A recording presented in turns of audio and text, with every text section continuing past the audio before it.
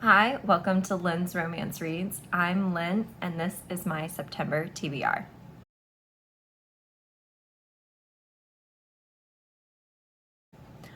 So August had a lot of crazy things going on, so I didn't read a bunch off my August TBR, but hopefully September's a little bit better.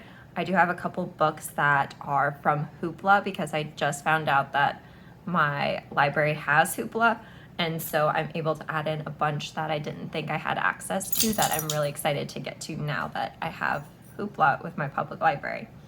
So the first is The Taming of a Highlander by Elisa Braden. This is a number 2 in a Highlander historical romance.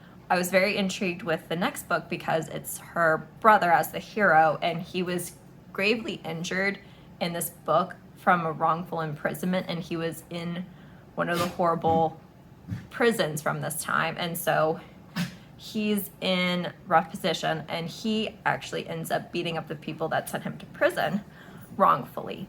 And our heroine is visiting her brother, or which is the hero from book 1, and sees him doing that, and she's like, hey, you do you, like, clearly you deserve to beat up these people, they did something horrible to you, but they end up in a marriage convenience so that she doesn't have to testify against him if it goes to court.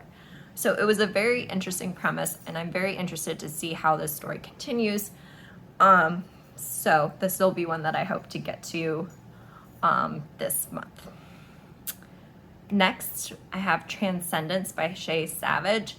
This is a caveman romance, which our heroine is from modern times and gets sent back. We don't fully know how.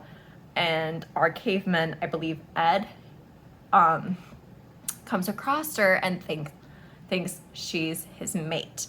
And so it's from his point of view only, and it's his cute and quirky and somewhat misguided attempts to woo this heroine as his mate. And so it sounds to be very cute and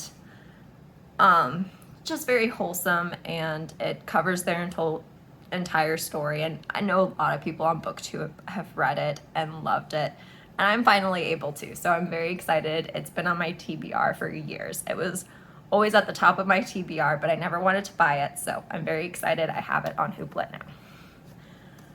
Next is Parental Guidance. This came on my radar when I was reading a lot of traditionally published rom-coms and contemporary romances like Helena Hunting and Penny Reed. I've not been reading as much of those because I'm not a huge contemporary person on a good day, but it's a hockey romance with a surprise baby, I think, surprise pregnancy trope. I believe from a one-night stand, maybe not, I don't remember, but the cover has a heroine that is pregnant, so I'll be interested to remind myself what this is about, but I thought it might be a good time to pick it up. Last that I have kind of earmarked as audiobooks or from Hoopla is The Bride Test by Helen Hoang. So the first book, The Kiss Quotient, I finished in August, and I really enjoyed it. It has neurodiversity representation that I thought was very good. The next book is The Bride Test. This is also neurodiversity autism representation, and it's also an arranged type marriage, more like a mail order bride. So I think it's going to be very interesting. This girl gets basically recruited, I think, from the Philippines to come to America to try and woo this male hero that has autism that we see briefly in the first book. So I'll be interested to see how I like this one in comparison to the first. Next, I want to focus on some books where I want to get to the next in a series. Either the next book is coming out this month, or I just am feeling in the mood to pick it up. So the first is Nicky the Driver by Cate C. Wells. The first book, Run Posey Run, I read earlier in, I believe, April, and it was so good. I like to say it's kind of like Inception, where it's one of those books that as you're reading it, you feel like you're missing things. And then as you're ending it, you're just like, I want to reread it and see like all the little things that I might have, the breadcrumbs that I might not have missed. And there's a bit of kind of like, kind of intrigue and like, do I like this? Do I not like this in it as well? So I really enjoyed it. I've enjoyed all of the Cate Wells books I've read. They can be dark and they can be gritty, but that level of thought that Cate Wells puts into the books makes them very interesting to read. Then the fourth book, always in the Stay a Spell series by Juliette Cross, Always Practice Safe Hex. So I've been making my way through the entire series over the summer while they're on KU. So far, my favorite is book 2 with Raj and Livy. Is it Livy? Anyway, that's my favorite in the series thus far. I think they're just so adorable. When I finished Walking in a Witchy Wonderland, I liked the novella, but it didn't really make me excited to read Always Practice Safe Hex immediately afterwards. So I've been on a little bit of a break, but with it being September, I'm already feeling spooky season vibes. So I really want to get more paranormal books in this month. And Juliette Cross always has on point spooky season vibes. And then the last for continuing series is Saving Verakko by Victoria Aveline. This is book 3 in her Clatian series.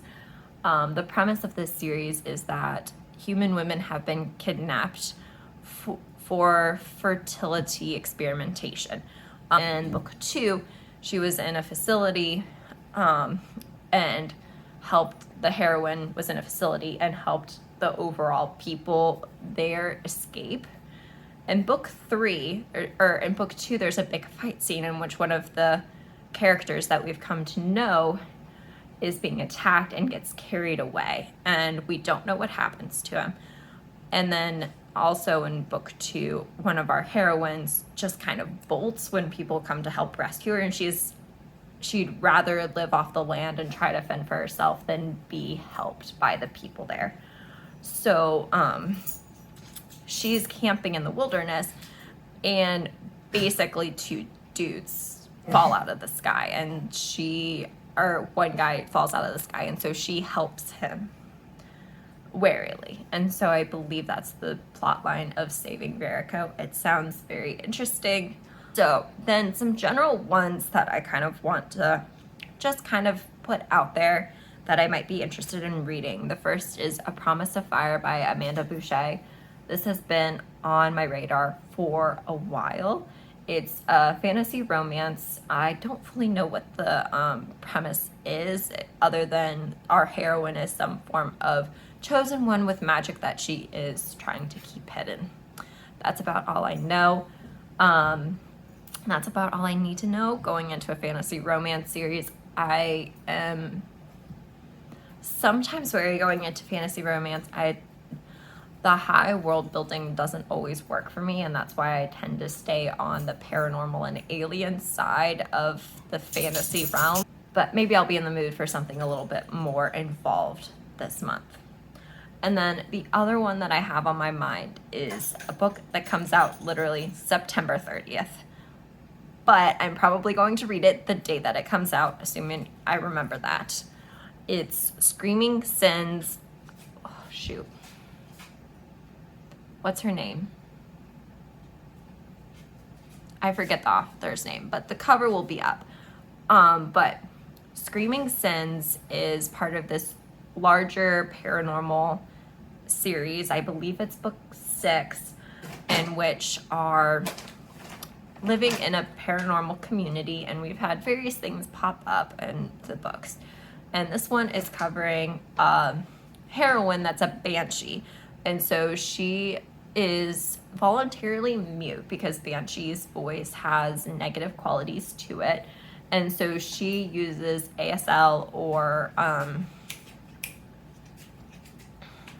notepad to communicate to the people in the community. and she has a bit of an enemies to lovers vibe with the town sheriff. It's been a while since I read the last book in the series, so I don't fully know if the hero is a paranormal creature, a shifter, or if he's just the bumbling town cop that's just been thrown away. I can't remember which way she was spinning it from what we saw of that character previously. But I've enjoyed the stories that she's told. I think the first book was probably the most memorable of the series, but I've enjoyed all of them greatly. And I think she's done some really unique and interesting things with the paranormal scene. Yeah, and then I do have a nurse for the Wolfman on my list as well. When I saw Jesson from Jesson Reads Romance read last year around spooky season, and it sounded really interesting. It's a nurse who's working for a secret facility, and she basically becomes the personal nurse, but then basically just gets shoved into a cage with a Wolfman, and they work to escape together. It sounds very interesting. This is by Eve Langlais. I believe that's how you say her name. But I thought it was on KU, and it doesn't appear to be. So I haven't checked if it's on any other platforms that I use, so like Hoopla or Libby, but I will, if I can find it, I'll probably read it because that falls into my spooky season vibes. But if I can't find access to it with my other platforms, I probably won't buy the ebook for it. So that is my September TBR. I do have a couple of book club picks that are on my radar that I'll be probably participating in. I generally try and see what Smut Club is reading. That's hosted by Cheyenne and McKay. I'm not sure what their pick is off the top of my head, but if I sound interested, I might read that, as well as the Smart Women Read Romance episodes. I haven't seen where they've released what they're doing in September, but those are ones that I'll probably keep an eye out for and potentially also read in September. And as I always say, a TBR is a list.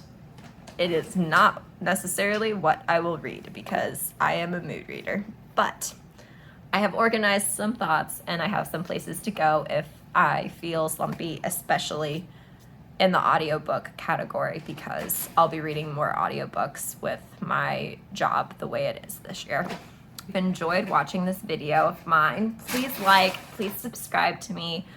Feel free to leave a comment so we can chat about things that you're excited to read this September. If there's a new release that I don't know about and you think I might enjoy, please let me know.